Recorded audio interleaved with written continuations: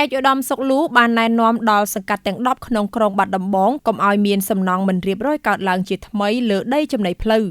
ឯកឧត្តមសុកលូអភិបាលខេត្តបាត់ដំបងបានណែនាំដល់ចៅសង្កាត់ទាំង10នៅក្នុងក្រុងបាត់ដំបងតាមដានត្រួតពិនិត្យកុំឲ្យមានសំណង់មិនរៀបរយឬសំណង់បណ្ដោះអាសន្នដែលសាងសង់ថ្មីនៅលើដីចំណីផ្លូវឲ្យសោះនិងបន្តការចោះរុះរើសំណង់មិនរៀបរយរោងសម្រាប់ជាដើមដែលសាងសង់រំលោភលើចំណីផ្លូវកន្លងមកឲ្យអស់ឯកឧត្តមបញ្ជាក់ថាមិនមែនរុះរើសំណង់ដែលរំលោភលើចំណីផ្លូវតែកន្លែងបើការដ្ឋានសាងសង់ផ្លូវនោះទេគឺត្រូវធ្វើគ្រប់ផ្លូវទាំងអស់និងណែនាំឲ្យប្រជាពលរដ្ឋទម្លាប់លក់ដូរនៅក្នុងផ្ទះកុំលក់លើចំណីផ្លូវឲ្យសមជាមនុស្សស៊ីវិល័យនាពេលអនាគតឯកឧត្តមបញ្ជាក់ថាការងារនេះគឺត្រូវមានការចូលរួមពីអាជ្ញាធរក្រុងនិងមន្ត្រីពាក់ព័ន្ធផងដែរឯកឧត្តមបញ្ជាក់ថាការបើកចំណីផ្លូវនេះដើម្បីរៀបចំផែនការឲ្យមានផ្លូវថ្មើរជើងនិងមានដាំដើមឈើភ្លើងបំភ្លឺតាមដងផ្លូវជាដើមដើម្បីប្រែក្លាយជាទីក្រុងបៃតងទីក្រុងវៃឆ្លាតនាពេលអនាគតឯកឧត្តមបញ្ជាក់ថាបច្ចុប្បន្ននេះរដ្ឋបាលខេត្តបាត់ដំបងកំពុងរៀបចំផ្លូវថ្មើរជើងនៅផ្លូវលេខ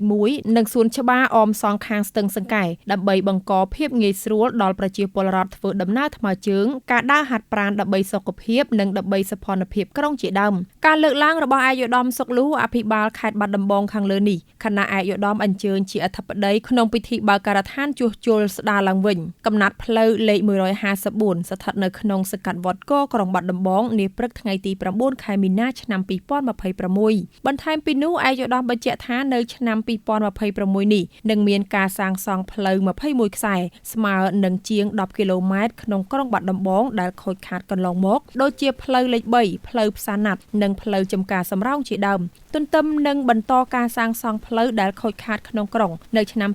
2026នេះគម្រោងរំដោះទឹកកខ្វក់នៅតែបន្តធ្វើបន្ថែមទៀតនៅសង្កាត់អូចានិងសង្កាត់ទួលតាឯកជាដើម